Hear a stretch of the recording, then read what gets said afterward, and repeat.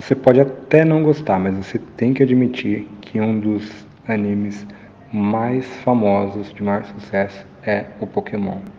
E dentre todas as novidades, né, todas as espécies de Pokémons, tudo que tem desde lá dos anos 90, um dos conceitos mais interessantes é o conceito da Mega Evolução. Dentre as Mega Evoluções, uma das minhas preferidas é o Mega Steelix, né? Ele fica bem maior, fica mais imponente e com algumas pedras ele orbitando em volta dele. E justamente isso que a gente vai tentar entender no vídeo de hoje.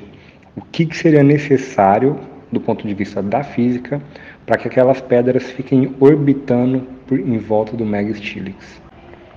Eu sou o professor Lucas de Miguel, seja bem-vindo ao canal Chá da Física. Não esquece da caneca e vamos começar agora o Físico Explica.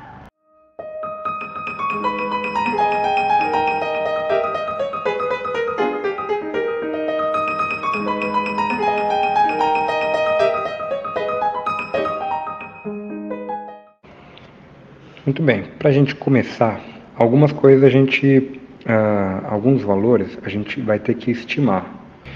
Vamos estimar que o raio de órbita daquelas pedras seja um raio de 2 metros. Se você analisar a animação, você vai ver que ele demora por volta de 5 segundos. Você fixar em uma pedra, você vai ver que essa pedra demora em torno de 5 segundos para dar uma volta completa. Então a gente vai considerar como o período de oscilação dessas pedras como sendo 5 segundos. Depois a gente vai precisar estimar algumas outras coisas, mas a princípio esses dois valores a gente consegue começar a análise. O Mega Steelix, ele tem duas tipagens, ele é tipo terrestre e tipo metal. Ou seja, aqueles objetos eles podem estar orbitando através de uma força gravitacional ou de uma força magnética. A princípio, vamos pensar na força gravitacional. Tá? Por exemplo, para alguma coisa, para um satélite orbitar em volta da Terra, a gente precisa levar em consideração o quê? A gente precisa que o satélite atinja uma velocidade que a gente chama de velocidade de órbita, que é dado por essa expressão, que é a raiz de g da constante universal de Newton, vezes a massa da Terra, dividido pelo raio da órbita. Então aqui o que a gente vai considerar? O g é a constante gravitacional de Newton, a massa seria a massa do Mega Steelix e o raio seria esse raio de órbita que a gente considera como sendo 2 metros. A massa do Mega Steelix é por volta de 750 quilos. Tá? Eu vou considerar 1000 quilos para arredondar um pouco a conta. Vamos ver como fica. Quando a gente substitui todos os valores, a gente tem que, para um objeto orbitar em volta do Mega Steelix, ele deveria ter uma velocidade de 0,2 milímetros por segundo. Isso é muito pouco quando a gente vai ver a velocidade real que acontece em volta dele, né? Ele não anda tão devagar assim. E qual seria a velocidade daqueles objetos? Quando a gente vê a velocidade angular, seria o quê? 2π dividido pelo período. O período é 5 segundos, então a gente teria uma velocidade de 2π sobre 5 radianos por segundo. Essa velocidade angular daqueles objetos. Se a gente multiplicar a velocidade angular pelo raio, a gente tem um total de 4π sobre 5 metros por segundo, que vai dar por volta de 2,5 metros por segundo. É muito maior do que a velocidade de órbita que a gente calculou agora. Só para você ter uma ideia, para que o objeto tenha essa velocidade de 2,5 metros por segundo, que é a velocidade que ele tem ali na animação, a massa dele deveria ser 120 milhões de toneladas, sendo que a gente viu que a massa dele não chega nem a 1 tonelada, a gente que arredondou ela para 1 tonelada. Então, a gente já sabe que pela força gravitacional não daria certo. Então, vamos para força magnética. Tá? Aqui a gente vai precisar adotar algumas coisas também. Para que ele consiga produzir uma força magnética em volta dele, precisaria de duas situações. Uma, ele deveria ser um ímã enorme, né? Ou ele ser um eletroímã enorme também. Se ele fosse um ímã, ele na forma normal, ele também deveria ter os objetos orbitando em volta dele. Então, vamos considerar que ele é um eletroímã, ou seja, ele é uma bobina enorme. E aí, se ele é uma bobina, a gente precisa estimar a quantidade de espiras, a quantidade de voltas. É como se ele tivesse um fio girando em volta dele inteiro, né, desde a cauda até a cabeça, né, tivesse várias voltas de fio ali. Vamos estimar um total de 100 mil espiras. Tá? Esse número vai ser importante para a gente um pouco mais para frente.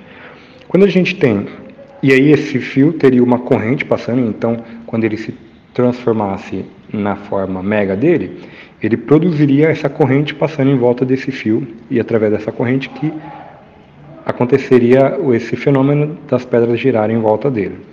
E a gente precisa de dois conceitos aqui. O primeiro deles é o conceito da a regra da mão direita, que diz que sempre que uma corrente passa por um fio, ela produz por exemplo, uma corrente passa de baixo para cima, em um fio, ela tem um campo magnético girando no sentido anti-horário.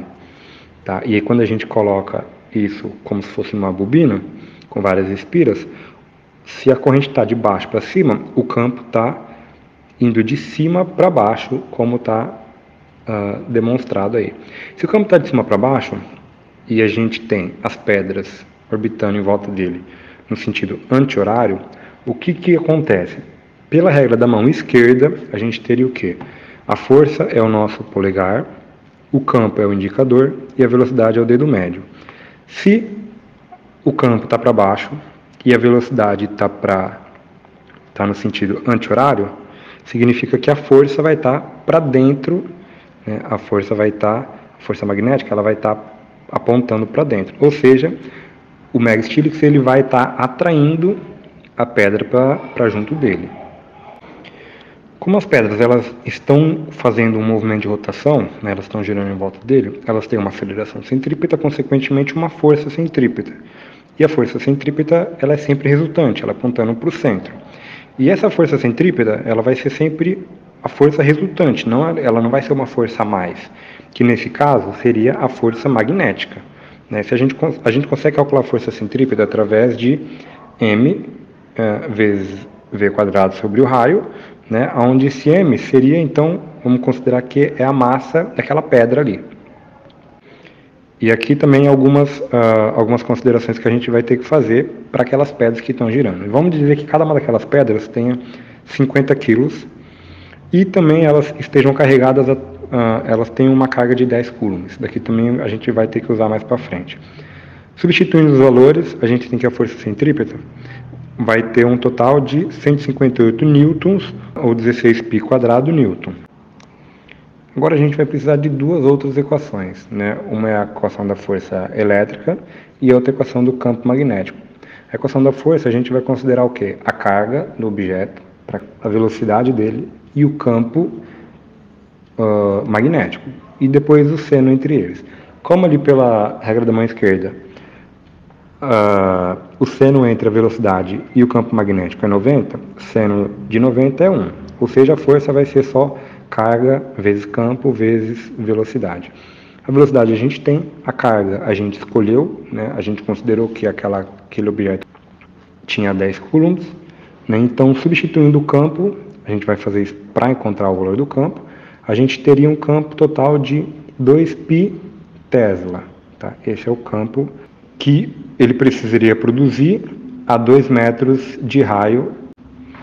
Por fim, pegando então a equação do campo magnético, a gente teria N o número de espiras, μ0 é a permeabilidade magnética no vácuo, que tem um valor definido também, 4π vezes 10 elevado a menos 7 Tesla metro por ampere, e o raio que a gente já conhece. Então, a gente vai substituir todos os valores para saber qual é a corrente que o Stillix deveria produzir para conseguir fazer com que as pedras ficassem orbitando em volta dele. Substituindo todos os valores, a gente chega numa corrente então de 200 amperes. Conclusão então, para que ele consiga fazer com que as pedras fiquem orbitando em volta dele, a gente precisa que ele seja uma bobina enorme, né, com aproximadamente 100 mil espiras, que ele produza uma corrente de 200 amperes nessa espira, nessa bobina, e a corrente vá da parte de baixo para cima, ou seja, vá da cauda até a cabeça. Tá? E aí, com essas condições, ele vai conseguir gerar um campo magnético em um raio de 2 metros, que se você colocar uma pedra de 50 metros, um metal, alguma coisa de 50 metros, carregado de uma carga de 10 coulombs, ele vai ficar orbitando em volta dele. Só lembrando que isso daqui é tudo teoria, é uma animação, é um desenho, ele não tem compromisso nenhum com a realidade, né? É algo fictício. Então aqui é só para tentar colocar isso do ponto de vista da física, como seria possível acontecer.